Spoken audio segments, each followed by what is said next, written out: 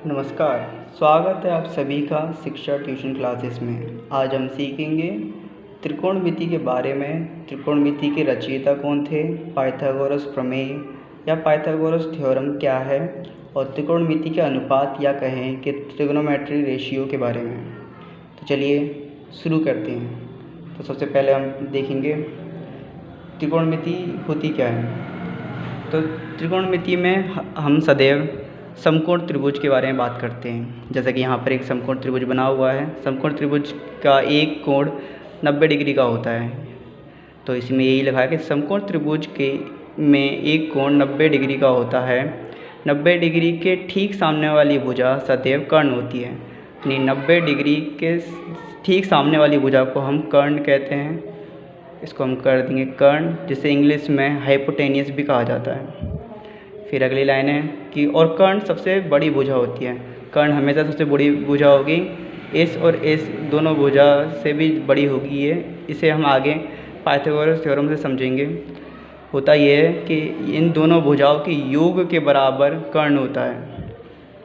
तो इसे पाइथागोरस प्रमेय में हम अच्छे से पढ़ेंगे कि ये क्यों सबसे बड़ी होती है। फिर उसके बाद है कि थीटा के ठीक सामने वाली भुजा लंब होती है। अब थीटा कौन सा होता है, देखिए 90 डिग्री का ये कोण हो गया, उसके बाद दो कोण बचते हैं। और हमने अक्सर पढ़ा है कि त्रिभुज में तीनों कोणों का योग 180 डिग्री होता है। जब ये 90 डिग्री का हो गया तो ये बचे हुए दोनों कोणों का योग 90 डिग्री होना चाहिए, तभी 90 90 180 डिग्री होंगे।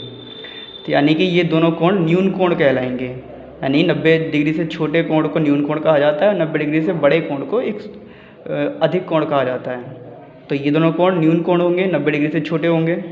तो कई बार थीटा हमारा ए भी हो सकता है, कई बार थीटा सी भी हो सकता है।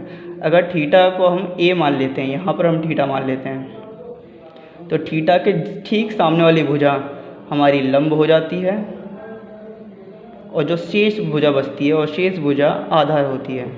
कर्ण हमारे पास है 90 डिग्री के ठीक सामने वाली भुजा कर्ण, थीटा के ठीक सामने वाली भुजा लंब, और बची हुई भुजा को हम आधार कह देते हैं। इस भुजा को हम कहेंगे आधार। कर्ण को इंग्लिश में हाइपोटेनियस, लंब को परपेंडिकुलर और आधार को बेस कहते हैं। तो चलिए त्रिकोणमिति तो यहाँ समझ में आ जाती है। तो अगला है कि त्रिकोणमिति के रचयिता कौन थे। रचयिता यानी उसको बनाने वाले, फाउंडर मैंने यहाँ लिखा हुआ है। फाउंडर भी आप कह सकते हैं या इन्वेंटर भी कह सकते हैं। रचयिता मतलब बनाने वाला या मेकर भी कह सकते हैं।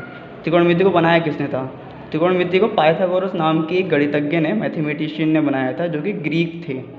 ग्रीस कंट्री के रहने वाले थे, ग्रीक थे। ग्रीक गणितज्ञ जिन्होंने पाइथागोरस प्रमेय यानी पाइथागोरस थ्योरम भी दी थी, जिसे हम आज भी पढ़ते हैं। अगला हम पाइथागोरस थ्योरम ही पढ़ेंगे, यानी पाइथागोरस प्रमेय ही पढ़ेंगे। तो ट्रिग्नोमेट्री की रचयिता कौन थे? पाइथागोरस। तो चलिए पाइथागोरस ने जो प्रमेय दी थी, जो थ्योरम दी थी, वो क्या कहती है? वो कहती है कि समकोण त्रिभुज में कर्ण का वर्ग लंब के वर्ग तथा आधार के वर्ग के योग के बराबर होगा। अर्थात जैसे कि हमें पता है कि 90 डिग्री के जस्ट सामने वाली भुजा कर्ण होती है। अगर हम इसे थीटा मान लें तो इसके ठीक सामने वाली भुजा लंब हो जाएगी, और ये भुजा हमारी आधार हो जाएगी। तो पाइथागोरस थ्योरम कहती है कि कर्ण का वर्ग सदैव बराबर होगा लंब के वर्ग के तथा आधार के वर्ग के योग के बराबर। यानी लंब का वर्ग और आधार के वर्ग को अगर हम जोड़ देते हैं तो वो आ जाएगा कर्ण के वर्ग के बराबर। अगर हम यहाँ से वर्ग हटाएंगे तो हम कर देंगे कर्ण बराबर अंडर रूट में लंब का वर्ग प्लस आधार का वर्ग। इस तरीके से हमारी पाइथागोरस थ्योरम सिद्ध हो जाती है। अब इसके आगे हम पढ़ेंगे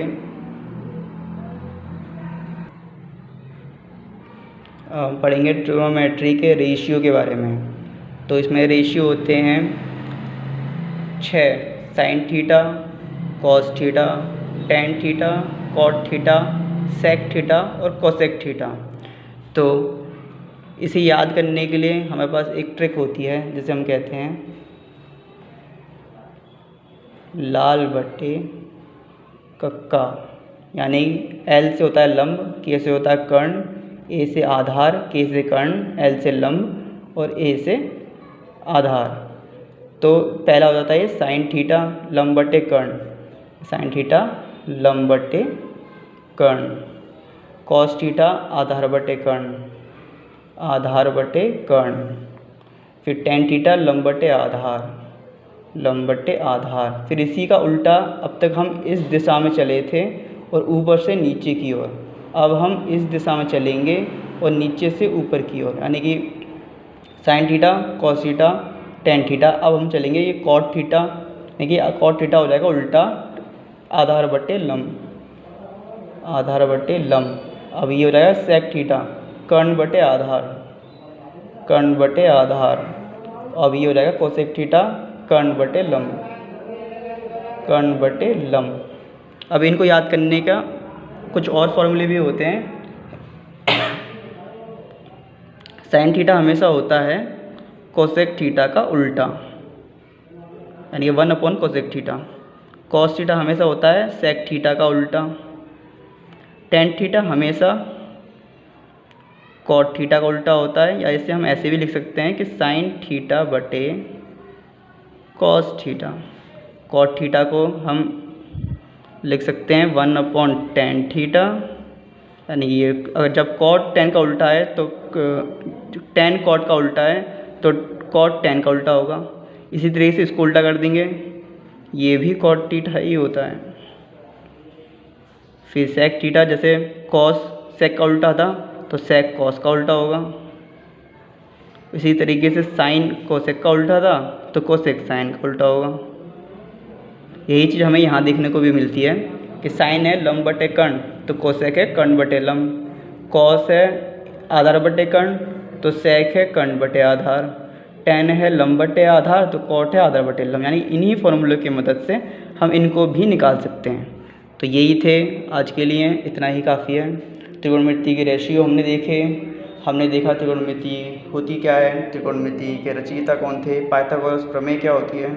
आगे हम पढ़ेंगे पाइथागोरस प्रमेय की मदद से हम इनके सवालों को कैसे सॉल्व करते हैं। तो आज के लिए इतना ही, धन्यवाद।